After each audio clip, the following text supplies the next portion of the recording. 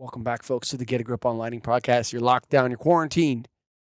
Guess what, son? You listen to the Get a Grip on Lighting podcast. You can binge on it, man. You can start off with episode 1, work your way through all the way to the end, and then get on the Light Ted online video show, Greg. And by then, you might be able to get out of your house, hopefully. Ooh, man. Okay, but so for this one, we got Kyle Landig from Sunset Lighting. What a great company he has, Greg. Wow. Yeah, pretty different from what we do on a day-to-day in terms of he's doing lighting maintenance and nationwide, but really cool, interesting discussion we had. I could have gone in that direction with my career when two roads diverged in yellow wood, and it was like, am I going to change light bulbs for people, or am I going to just not do that and just sell them light bulbs? And so those roads diverged, and Kyle Landig went down one, and Michael Colligan and Greg Eric went down the other. But man, we've been on a lighting journey. So Kyle, thanks for coming on the show, guys. This is a really cool conversation with him. This episode of the show, man, is brought to you by the National Association of Innovative Lighting Distributors.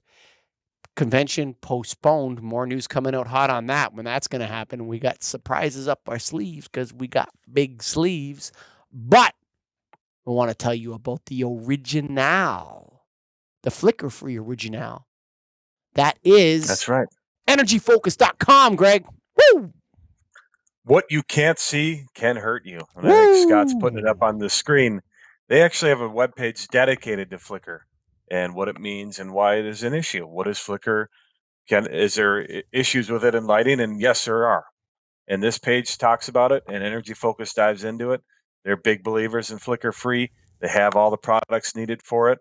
They are the company to go to in terms of flicker-free LED tubes. And they have some new news coming out. Probably the next one we do for them, we'll be able to talk more about this end focus lighting that they have. That's going to be a smart lighting platform. It's going to be awesome. So be ready. We have some inside knowledge on it, but we'll talk more on a future show. So I'm going to tell you this. I've got a little bit of hate mail. Some people have been emailing me saying, hey, Colligan, there's no such thing as flicker-free. It's reduced flicker. Okay, look. I love you all, you lighting dorks out there. Unite together as one. I get it. But the original is the flicker-free original, which is energy focus. And I'll tell you this, man, when I take my little camera and I look at those flickering tubes and I look at the energy focus tubes, they ain't flickering. So I'm calling it flicker-free. And energy focus is the flicker-free original, son. So put that in your pipa and smoke it. Right now, we got Kyle Landig from Sunset Lighting on the Get a Grip on Lighting podcast. Hey, Kyle, how's it going?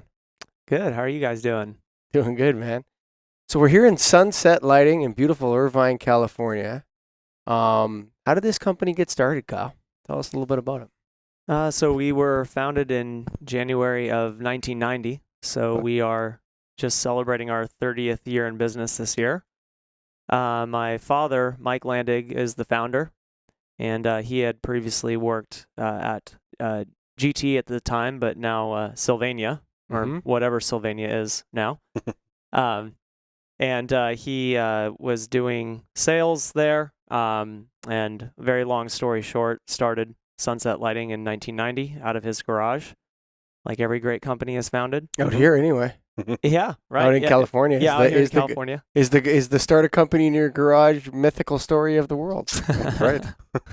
Got to start there. I lived in the house that had that garage, so I saw the company get started from its How old are you? Infancy. I'm 33. You're 33, okay. Yeah. So just grew up around the company. We originally started servicing clients in California, and because of my father's experience working in corporate America before starting his own business, he kind of had a way with national accounts. And so our very first national account was the Wet Seal. And we were What is that? What's a Wet Seal? Take your mic, buddy. You're supposed to be a pro at this point. Am I off here? Yeah, you're kind of like a little bit light there. Here you go. What is a Wet Seal? I don't know that one. The Wet Seal, I don't think they're around anymore, but I think it was women's clothes. Okay. So clothing retailer. Okay. And that branched us out of California So you're just going. He's going in. He's selling lights, and is he changing lights in the wet seal from like changing out the halogens twice a year or something like that? Yeah, and our company has never been just lighting. We also, we have a C10 license and a C45 license. So electrical. For the non-California, what does that mean? Contractor? Yeah, C10 contractor's license. Okay, and C45 contractor's license, with the first being electrical contractor and the second being a sign contractor. So it's always been lighting, electrical, and signs. So working with the wet seal, growing in California, and then eventually the FM at the time for the wet seal asked us if we can go to Florida. And so we started flying lighting technicians and electricians to Florida. Okay. Which also, another long story, but didn't work out so well. And so that was about 25 years ago. And that laid the groundwork for our national vendor network that is now 25 years old and has thousands and thousands of vendors across North America, service partners, as we call them. Because like I mentioned to you off air, that we are primarily a lighting service provider. Which has, of course, grown into many other service offerings that we provide to our customers. So that's an interesting angle. Yeah, what was I just got to ask, because the timing, what was that install you did for wet seal? What was the install? Yeah, what was the lighting you put in? Oh, geez, at the time, a lot of halogen. Yeah.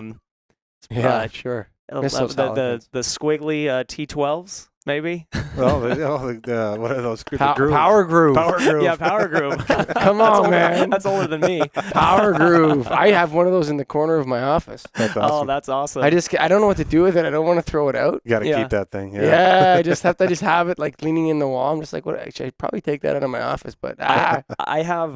My dad gave it to me. We were cleaning up stuff when we moved, and we moved here to Irvine from Anaheim about 8 years ago.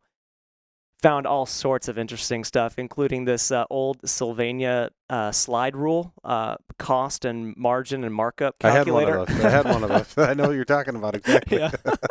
It's awesome. It's on the corkboard in my office. You kept it good. Yeah. You still use that. Oh man, how did that thing work? Did it have like you just push it this way? If you charge more, you make more. Yeah, it required an abacus to figure that out. Oh, that's hilarious.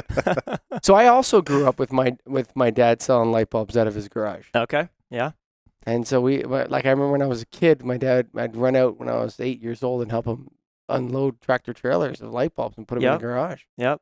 I was the janitor in high school. And then swept the warehouse floor, cleaned the bathrooms after all the electricians coming in and out. And your dad made you clean the bathrooms? Yep. Well, I wanted. I was an enterprising high school kid. Wanted some. See, I love to cash. call people out on their lies. Your dad made you clean the bathroom. No, come on, Kyle. He wanted the money. I don't know. I wanted the money more than anything. Those animals. I mean, like you let the contractors in my place. They just go to the bathroom everywhere, man. Those guys are animals. It was a serious power wash. Yeah, for sure.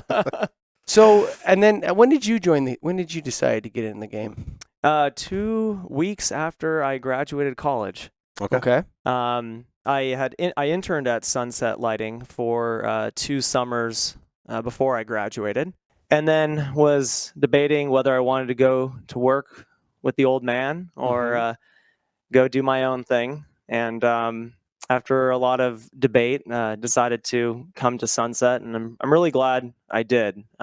It's ended up really I guess suiting my own skill set and propensities. And sure. Like being an entrepreneur and being an entrepreneur. I love. It's funny. I thought I loved operations, which I do, but I've been doing it for the last. Been here for 12 years, but I recently shifted over to a business development role, and I've been pretty successful with that, and that's kind of scratching another itch. So I guess that's one of the benefits of owning your own business is the ability to kind of reinvent yourself and what your role is. Now, I've been doing a lot of podcasts with him for a long time, and I know he's hungry to ask you some questions. Yeah. But just, if this goes out with, we're going to Strategies in Lighting tomorrow. That's great. That's why we're out here. Mm-hmm. And and so we're going to be doing a bunch of work there. But just to let the people know, if you're listening to this, generational entrepreneurship is way underrated. Like if your parents own a business and they offer it to you, and they, or not offer, but offer you a chance to get in and work there with eventually maybe becoming a vice president and maybe becoming a part owner and then buying it from them, is such an underrated way to wealth and freedom, man. I know so many people who aren't that smart that took over their parents' businesses and are very wealthy today. And I mean, they're not particularly good entrepreneurs. Yeah. They just knew the business, had it in their blood like you from a little kid. Yeah. Well, see, that's where I need to push back, because I think a lot of second generation owners get a bad rap as being the silver spoon kid. Now, it is true that I'm standing on my dad's shoulders, and I'm the first to recognize that, and I'm grateful for it. But that doesn't mean that I haven't busted my butt and that my blood, sweat, and tears aren't in this as well. And it is true also that I think the right second generation owner will care more than any employee, nearly any employee that you'll hire. Because your name is behind it in a way that is not normally there if you're just an employee. Yeah, there's more to it than money. Absolutely. Yeah, and there's especially when it started in your home. Yeah. You know, and on top of that, you know, there's another side of it too. Like I don't want to get we can edit this. It's not going live here, but you know, you can have I wrote an article in the last TLD about succession. I know quite a bit about it. Just my father owned a business, and you know, I bought the business from him, and he basically mentored me and taught me to be an entrepreneur. And that wasn't all fun and games. Okay, some of that was pretty rough. Yep. And battling each other with passion, but in a good way. But both, you know, two bulls butting heads in a way, and I can be pretty stubborn. But then also was like sibling rivalry was involved. Yep. All of the above. Yeah. Yeah, my both my sisters have worked here at times, and we've learned a lot about each other. That's a good way to put it. Yeah. Yeah. You know, some people look at there's actually in the second generation, if I may, you know, just pontificate maybe a little bit. As you said, there's, you know, if they want to work for it, they can be extremely passionate, and they have and if the further they go, the more respect they develop for the founders. That's one path. The other path is free riding. Yeah.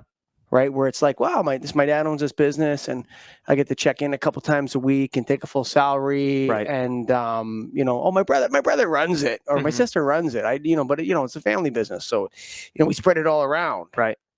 Yeah. And so there's kind of two ways you can go, and if you take the other path, you're just going to be a shit disturber disruptor. So don't be that way. Be the other way. Contribute, because the more you grow the business, the better it is. And if you don't want to work there, step away from it. Yeah. And so yeah, I mean, there's that passion though for family businesses is certainly an interesting thing, and it's understudied and underappreciated, I think, especially in America. It's very appreciated in Europe, actually. Really? Yes. Yeah, Yes. I don't know the dynamics of that internationally. Americans tend to buy and sell businesses a lot more than Canadians would, and then Europeans would. So there's a lot of dealing of businesses. So America has a very vibrant, like the America's business, small SME business is a little bit like the real estate market in Canada. Yeah. But the small and medium-sized enterprise market for family business and that is not active in Canada. They don't sell a lot.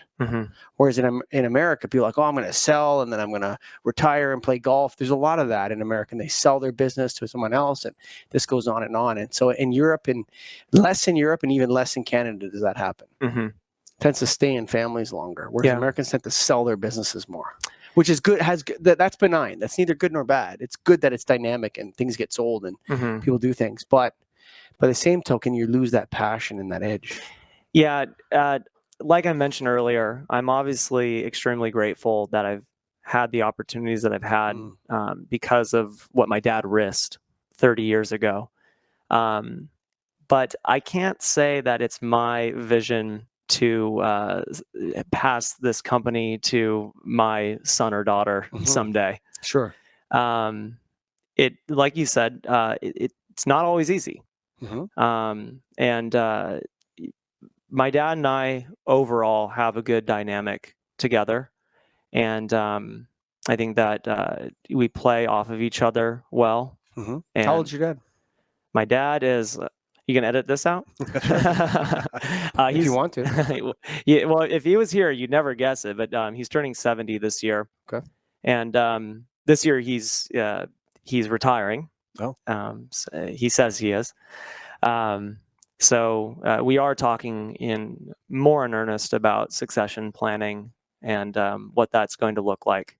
But yeah, he's had a great career, and he's ready to pursue other things in his life, spend more time with my mom. But yeah, together, the passion for the company that we both share in equal measure, and being strategically minded and crafting a vision for the company, we both really enjoy doing that. And I think that we've been able to rally our team members around our vision for our company, our mission, and our core values. And so we both think that way. And I don't know what is the secret to our success, if anything, but I'd like to think that helps a bit. Sure. I'm sure it does. So you guys have 3 divisions, really? You said it's lighting, sign, and electrical? Yeah. So those are like the trade services that we offer. But then within that, we provide on-demand services. So break, fix, repair, and maintenance kind of things. Sure. Preventive maintenance, PM. We also do more large-scale projects with our clients when they have budgets allocated for long-term improvements to their lighting systems. That's definitely a big part of our business. And then there is a kind of boutique distribution element to our business. Our clients never come to us first and foremost to purchase lighting materials from us. They come to us for service. But I like to make a case to them why they should bring together the lighting distribution and the lighting service component. It makes a lot of sense to bring the two together. Because otherwise, the traditional model is where we work with a lot of retailers. And so they'll have a lighting service provider, and then they'll have a lighting distributor. But I think that you end up having a situation where the left hand doesn't know what the right hand's doing. The service provider is the one that is the one visiting the actual job sites, but the lighting distributor often is not doing that. And what lighting distributors? Well, they often this part of the show. Yeah, I know. Sure. I'm going there. Go for it. No, No, I understand. Well, they're and maybe this is an admonishment that they need to go visit the job sites more often, because as the lighting service provider, our company, we're the ones who have to live with the ramifications of the incorrect materials being out there and the cost of the cost that brings to the retailer or whoever the client may be. Do you have a lot of warranty work you have to go back and deal with or handle? Do you guys work with the lighting distributor, the manufacturer direct? How does that work on your side? Well, most of because we do repair and maintenance and upgrades specifically, no new build, no construction. We're working in environments where there are no warranties. However, we have had situations where clients have recently done an upgrade through another service provider. There's issues, and then we're called in to fix those issues.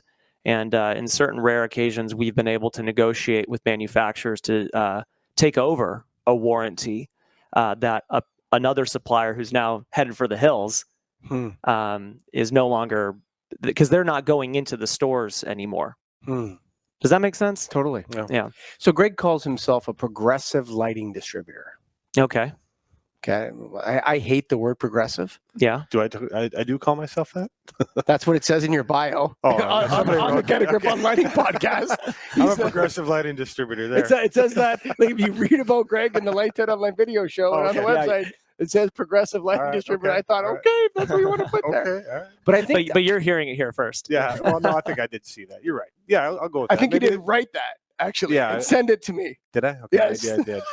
Got it on record. So, but now. so here's my thing. I think what we're talking about more than the distribution of light bulbs is the distribution of lighting knowledge, Mm-hmm. right? And so what you're doing is you're whether it involves service or it just involves like some distributors are reticent to get involved in service because they would put them in a position where they're competing with the vast majority of their customers. Mm-hmm. Right. And so they're servicing their yeah. customers in a sense. Right. Right. And so they're the backbone of their customers. And then other lighting distributors, like for example, two separate companies. One is an electrical contractor, the other is a lighting distributor. Mm-hmm. Right. And then Greg partners, he's also selling direct. There's like all these different angles. And what we're doing though is we're distributing the solution to people in a sense. And that involves a combination of product knowledge and in your case, installation knowledge and sign knowledge. And then if you go to each one, that's why it's so much fun to go and actually meet the members of Nailed, because there's no place I learn. I talk to experts in the industry, but for me, I learn more talking to nail distributors. Oh, for sure. It's because they're doing what we're doing. Everybody has their own unique way, though, to Mike's point. And that, we're all trying to do the same thing, and just how we get there might be a little different, but at the end of the day, that's the goal. And it's all customer service oriented, where the customer is the priority. And yeah, do you have any more questions? Because I'm interested in this guy. You go. You guys, what have you seen the most growth in of all the areas that you guys service or work with? Is it lighting retrofits still? Is it sign work is growing in the last year, or is it constant or consistent with everything? The retrofit business has grown. However, it's really interesting now that we've had a number of clients where we are on round 2 and 3 of replacing LEDs. Yeah, for sure. And honestly, it's not because the customer is interested in the newest product that has reduced wattage or greater efficacy or whatever. It's because the old LEDs aren't working so great How anymore. dare you, Kyle? I know. God, I'm a controversial lift guest that here. black curtain up? Raising the black curtain. How is their reaction? Are they mad initially when they go to you? They say, "Hey, we got to replace all these." Are they understanding? Is it, with people? Well, that have done it the warranty's expired. Yeah.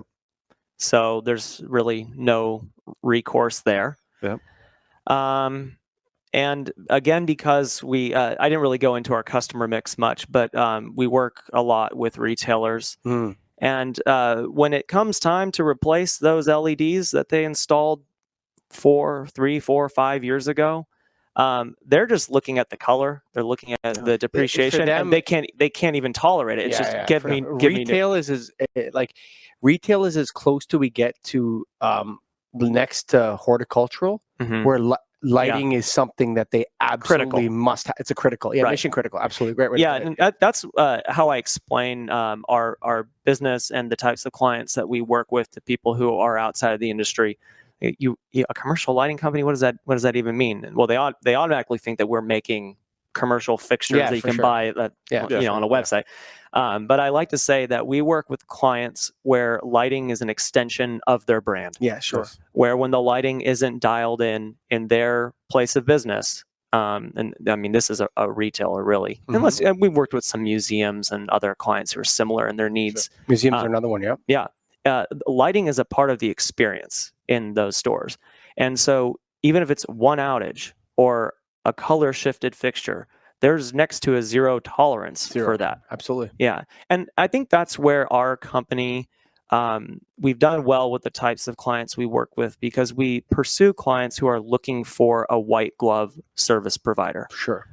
We avoid the big box sorts of retail clients because lighting maintenance, frankly, becomes more janitorial than it does being a labor of an attention to detail and correct specification, and really where I'm selling a service and a solution rather than just a lamp changer. So you deal with companies all over the country. Are you finding the need for face-to-face meetings still, or is it Mm. all online, email, phone, or do you need to be in front of them a lot still? Face-to-face is critical. Still. That's how you get in the door. So I've been getting involved with various trade organizations and traveling to events, whether it's just small roundtable events that they host or the larger national conventions.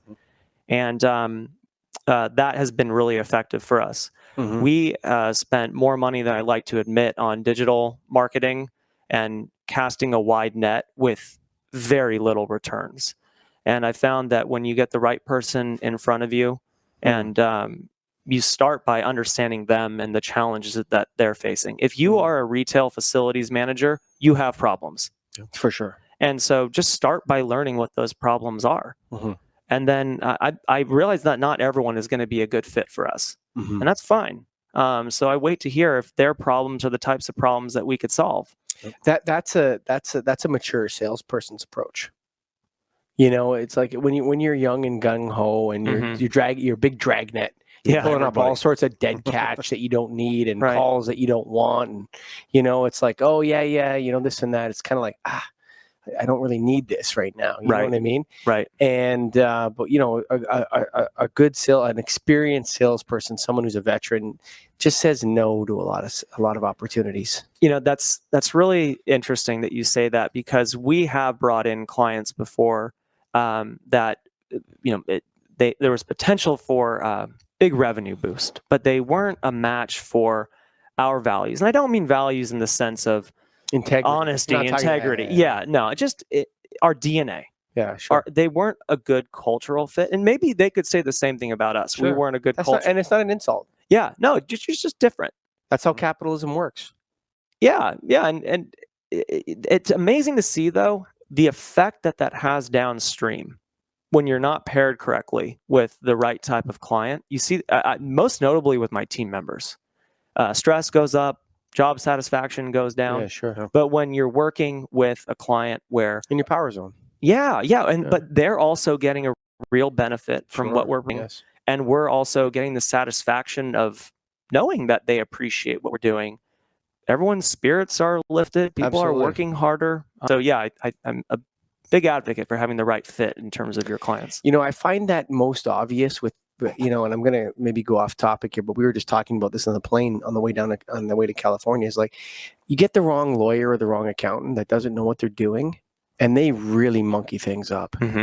You know, it's like, it's just not a fit. You're dissatisfied. You don't want to pay the bill. Now you're fighting about, you know, this and that. Whereas if you get the right fit with the right client, the client is happy with the dollars they're paying for it, and you're happy to do the work for them. And it's such a wonderful thing. It just makes things easy. And it's the right way to go about things. Yeah, you don't waste time shopping around. You just know they're going to do it right. Yeah, exactly. And the cost and the price doesn't matter as much. So that's good. So you guys I assume you're pairing up a lot of the work you're doing, lighting retrofits and sign work a lot too. Are you guys? There's a lot been Greg converted? hates signs. I stay away from them for the most part, unless they have a fluorescent tube in it, then I can handle it. Once you get into the neon and all that stuff, it gets wild. But are you guys finding a lot of sign work still to be done, or is a lot of it been converted? Still finding a decent amount of fluorescent signage. Some neon. But sign work usually follows with our clients. Usually we're starting with the on-demand, actually electrical is actually how we usually get started. And then lighting follows usually, and then signs. Now you're getting into the, what's the right term, GPS systems and the retail stores and that you're working with. Are you guys getting into that control side of the business? Oh, lighting controls. Yeah, and is GPS? I'm trying to think of the term where it knows where you are in the store and give you coupons and everything on your phone. And global positioning. What is it like? Yeah, I mean, everybody talks about it. You know, whatever that term is. Yeah, there's a term for it. Aren't you supposed to be the host of it? Where's your notes, man? Near field communication. Yeah, near field communication is one of them. You know, there's different languages. Wi-Fi would be another one that they're bringing about. That, but I think what we're referring to is like the ability for the end lights to be an interactive point with the customer in the store. Yeah, it seems to me that there's a lot of opportunity there in the retail space. I haven't seen it yet, You mentioned briefly controls, and that's obviously a big buzzword right now in our industry. I'm sure it's happening. I'm just not seeing it. Well, I call it this would be in my career. So I've been in the game. I started working for my dad in 1999. Mm-hmm. So, but then off and on, and then 2000 I went full. So 20 years selling light bulbs. Mm-hmm. And I've seen in my career this will be the third controls cycle. The first two were boom bust cycles, where it's going to be controls, like the passive infrared and dual technology. Mm-hmm. Right? Wow. Dual technology. Now we got ultrasonic with passive infrared together, or microphonic with passive infrared, and that was the first wave. And then it was like, yeah, that's great. No one really went for it. We do lots of stuff, but it's neat. It's still like 5% of revenue or something like that. Mm-hmm. Then the next one was connected controls with Incilium and those guys, when we're going to rewire the whole building with Cat5 cable and connect it to the controls, and then everything's going to be great after that. I was like, yeah. And no one did anything. Mm-hmm. Right? And now I see the same kind of hype over IoT. And I'm just wondering if it's just another part of the boom bust cycle with controls. Yeah. Where it's like, this time everybody's going to want lighting controls. Mm-hmm. I wonder if you were a company that worked a lot in the government space and education, or possibly, I would just think like universities, government buildings. Maybe you would see the investment in those things. We just don't play in that space. We do work with a lot of property management companies. So property management companies that have a lot of office space underneath their management, which then we would be doing the lighting maintenance for. I'm surprised I'm not seeing any natural demand from those clients, because that's where I think that's a good use. I'll tell you why. Why is that? Because they all have lighting control systems now that they don't use. Yeah. True. It's always been complicated. Yeah. I mean, like I have large mall customers in Toronto where they have, just enormous properties, and they have these lighting control systems that have no idea what the thing does. Yeah. Right. Just override everything. Mm-hmm. It was cool when it was put in. They never were taught how to use it, and they never used it. Yeah. And that was it. Yeah. The lack of good commissioning. Yeah. But then oftentimes the person who commissioned it didn't know how to do tribal knowledge, and they leave, and then no one knows how to use it. Or it's breaker based. Mm-hmm. Oh yeah. Mm-hmm. Or it's based on breaker systems, and it's like, yeah.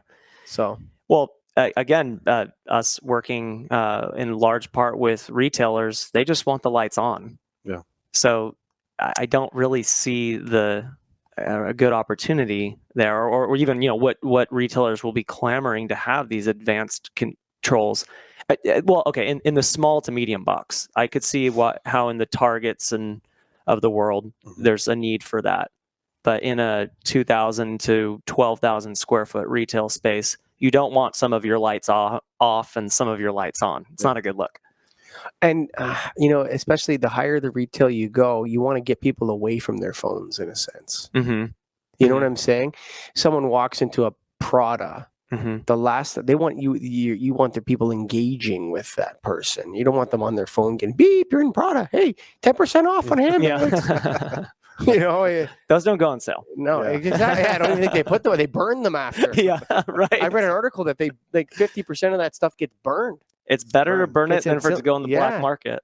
They incinerate it in France. They just put it in incinerators. I'm not kidding you. It's very crazy. French. Yeah, I know. They just burn the stuff. Wow. It's like, we can't sell the rest of this line. Just burn it all. So I assume you guys have a lot of after hours work then. But if you're in retail, most of your installs are taking place after hours. A lot. Yeah. Okay. Is that a challenge? It is a big challenge on the staffing front. I bet. Because you have to have somebody here or somebody available, or how do you handle that? Oh, man. We've tried a lot of different systems to make it work right. But now what we're doing is a hybrid of a couple of people who are dedicated after hours.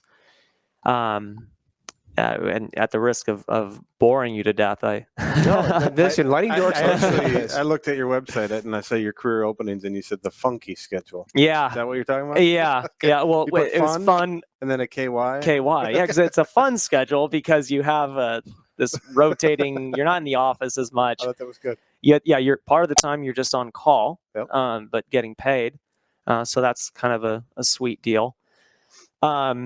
But yeah, it's a hybrid now between a team that is dedicated after hours, and then the rest of the normal hours team has a rotating on-call responsibility for the early mornings during the week. So that's the best way we've worked it out. In the past, we just had a briefcase with a laptop and a phone that rotated through the staff.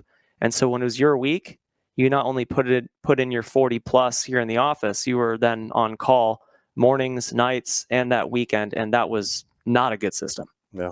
That's a life wrecker.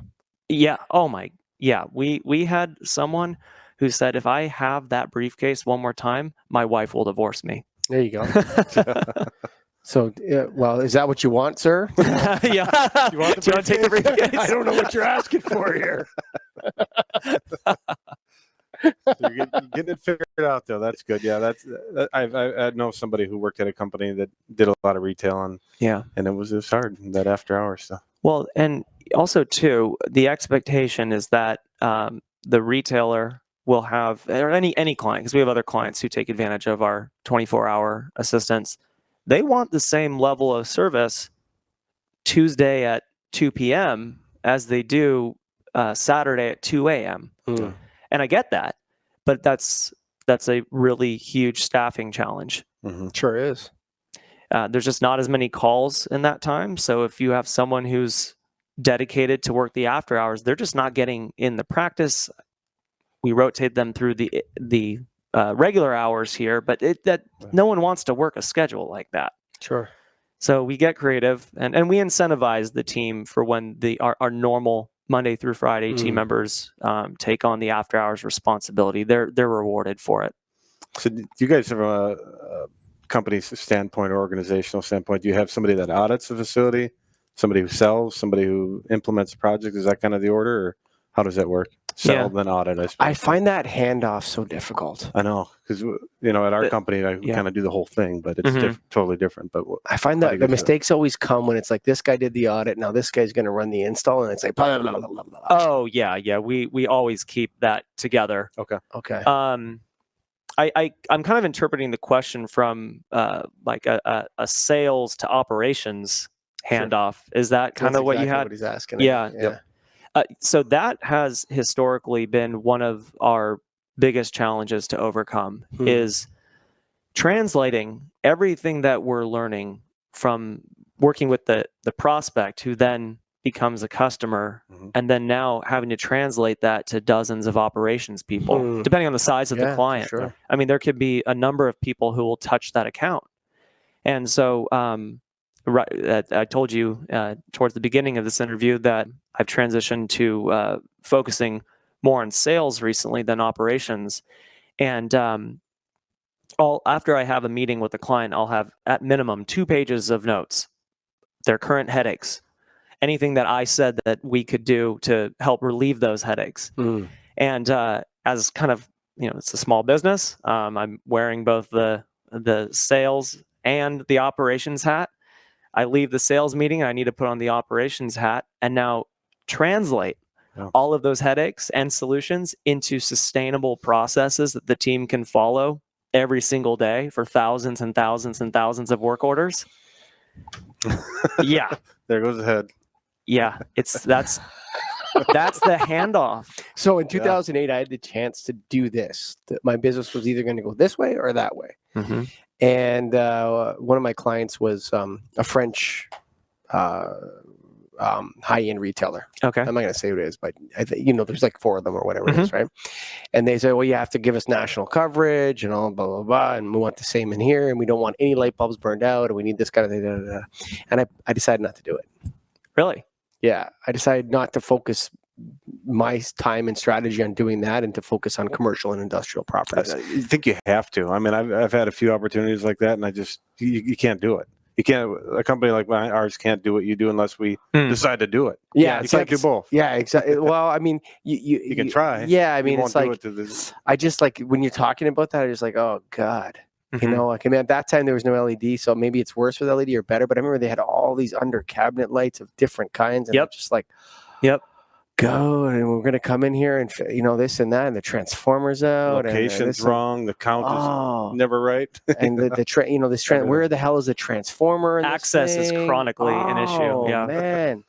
And then it's a remote transformer, and it's back up there, and you have to have the specific knowledge of the store, and the Mhm. employees change so much in the store. Yeah. You know, I get that. Those are the problems that we're facing day in and day out. But that is where we differentiate ourselves. Yeah, sure. I'm not saying it's easy. I'm not saying it's fun, but we don't give up on those things. And it says on our website, nothing scares us, no matter how intense. And I know it sounds funny, but that remote transformer can be pretty scary when you've got the Yeah, facility sure. manager barking at you. Sure. That thing's been out for a month now. When is it going to be fixed? And we're Well, going to first of all, we haven't figure found out. it yet. Yeah, right. Yeah, and We haven't found it yet. You know, and it's there's no plans Yeah. available. The person who built it is not the person maintaining it, but that's how it always goes. yeah. So yeah, we don't sweep those problems under the rug, and our tenacity in solving those That's the challenges right word. for a national multi-site facility manager, I don't know if this is too strong of a word, but I like to think we become indispensable to them because For sure. we You become go so deep. You dig yourselves deep in there like a little ferret. yeah. Right We in there. we take things off of your to-do list. We don't add to Yeah. them. That's good. Sure. That's Yeah. what people need. So I think Mhm. that's important. Yeah. Okay. So one more question. Yeah. Before, because you're probably, it's almost, what is it? It's 5:00 in Yeah. Toronto, 7:00 in Toronto time. But anyway, 4:00 here. So circadian health effects. Okay. You hear nothing of this, I bet.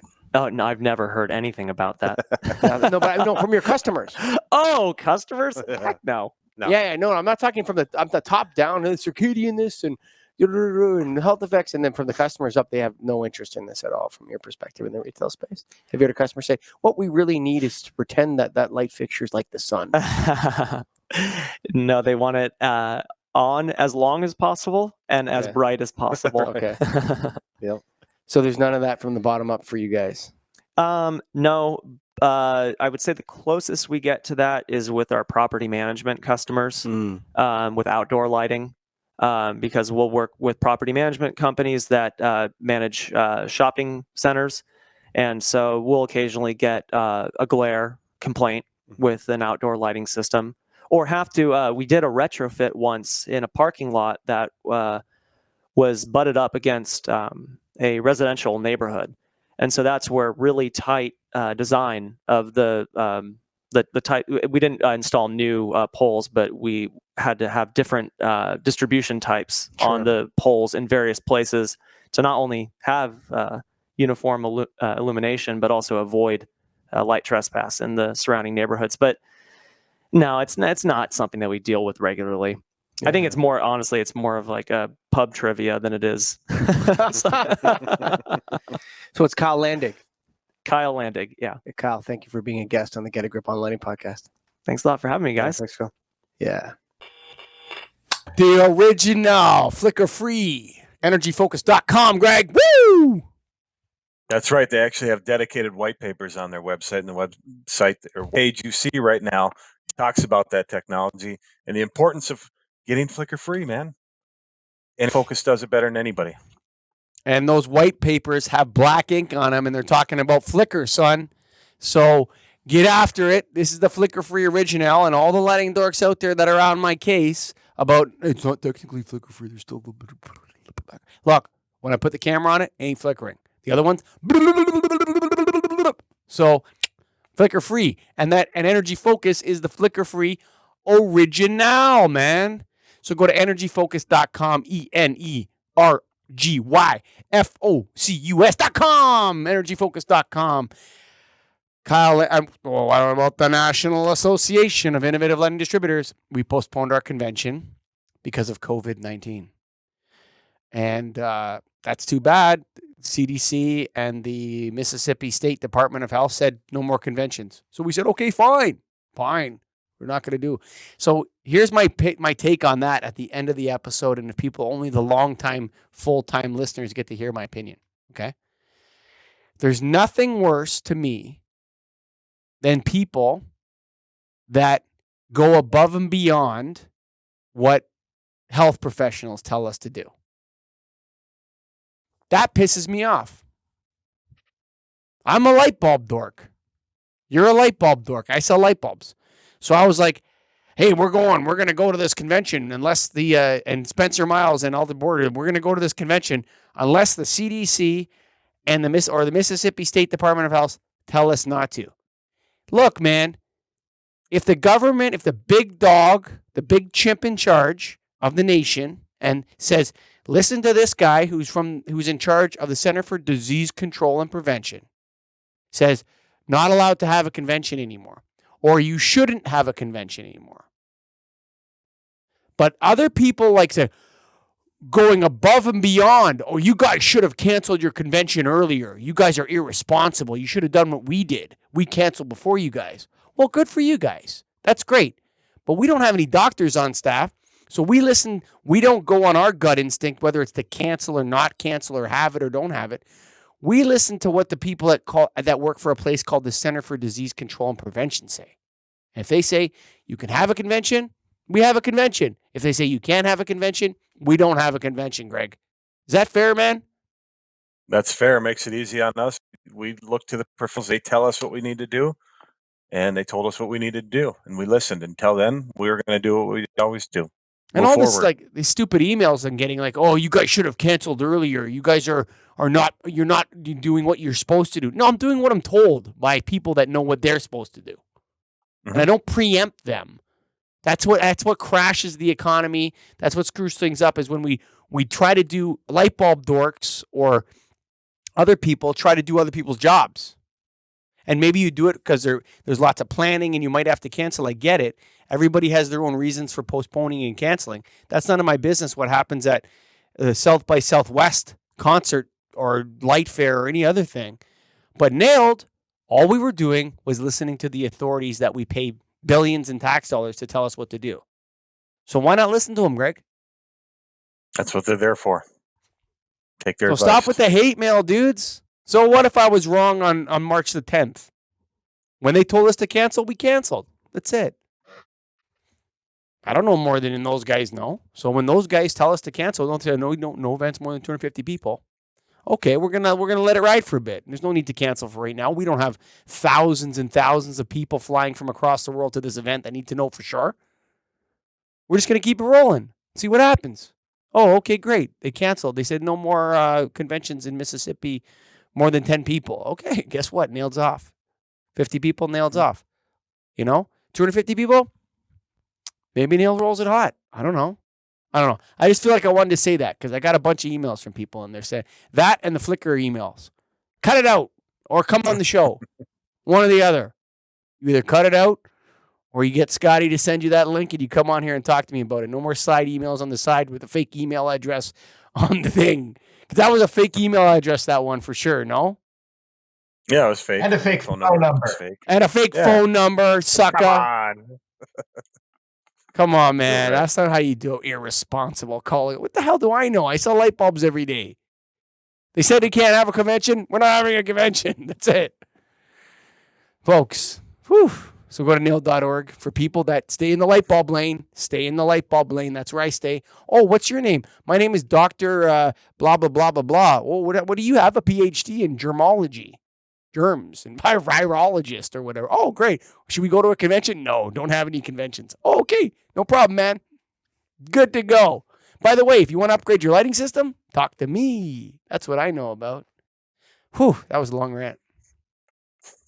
There you go. So go to NAILD.org, energyfocus.com. And of course, this is your opportunity. I know you've always wanted to do it. This is your opportunity to finally, after all these years, to binge on the Get a Grip on Lighting podcast. And not only that, folks, but you could even binge on the Lighthead online video show. That's right. Go to lighthead.com, lightheadmag.com, Lighthed. Is it two T's? Lighthed. mag.com. Yeah. lighed mag.com. And And you just look up Get a Grip on Lighting, and you can binge watch those ones. Actually, those ones are quicker because they're about 10 minutes, and I'm going on forever. Blah, blah, blah, blah, blah, blah, blah, blah, blah. I think blah, you blah. could probably get over 200 hours of listening entertainment if you combined it all. But check it out. Waste 200 hours. Ooh, baby, do it right now. Do it while you're on COVID-19 quarantine, folks. But of course, better to go to LS1. Do that instead. Thanks for listening.